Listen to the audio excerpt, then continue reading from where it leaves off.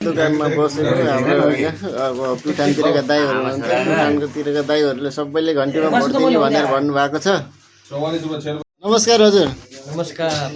तपाईँको घर कहाँ हो? मेरो घर जिमरुक गाउँपालिका वार्ड नम्बर 2 हो, खापचौरो। खापचौरो। अहिले चुनावमा घर जाने कि नजाने? चुनावमा घर जाने हो, घन्टीमा भोट ठोक्ने हो, रवि लामेछानेलाई मन्त्री बनाउने हो। हजुर।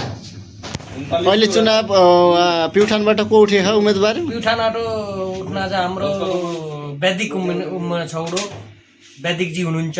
उहाँ क्यान्चन आफ्नो विदेशमा पढाइ गरेर आउनु भएको छ लन्डनमा। हजुर। जसले लन्डनको कानुनको बारेमा जानेको छ उसले के गर्ला नेपालमा भने आफै बुद्धि गरौँ तपाईँ। हजुर। घन्टीमा भोट हालौँ, ठोकेर भोट हालौँ। ठोकेर भोट हालौँ। अहिले घन्टीलाई जिताउनु पर्छ होइन? जित्नै पर्छ घन्टीले। अहिले नेपालको इतिहास बदल्न पर्छ। इतिहास बदल्नु पर्छ। 70 वर्षबाट कांग्रेस मसल माओवादीहरू देश लुट्दै आएको पुङ्गी बजाउन पर्छ। पुङ्गी घन्टी बजाउनु पर्छ। अहिले यो सबै नेताहरूको होइन पुङ्गी बजाउनका लागि घन्टी बजाउनु जरुरी छ। जरुरी छ। अहिले हर देश नेपालको पुरै देशबाट अहिले घन्टीले जित्छ। मान्छेको चाहना छ कि हामीले घन्टी बजाऊँ, देश बदलौँ। अहिले देश बदलौँ। 70 वर्षबाट देश लुट्दै आएको पत्ता साफ गर्न पर्छ भनेर। पत्ता साफ गर्नु। दाजु नमस्कार। नमस्कार। हजुरको घर कता पर्यो? मेरो प्युठान तिम्रो गाउँपालिका। अहिले घर चुनाव आइरहेछ होइन? तपाईँ त यता दिल्ली हुनुहुन्छ। चुनावमा घरतिर त जाने त हुनु भएन? घरतिर नजाने, घरतिर नभए पनि जान परिवारले पनि भए पनि अब घन्टीमै हाल्ने भन्ने कुरा छ। अहिले फेरि अब घन्टीमै भोट हाल्ने कुरा हो नि?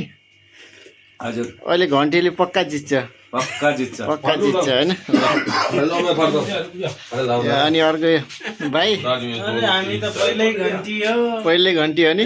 घन्टीले पक्कै जित्छ नि अहिले? यत्तिकै घन्टी हो नि? त्यही त होइन। जेएनजी भनेपछि त अब पुरा घन्टीमय चाहिँ हुन्छ नि त जेएनजी भने।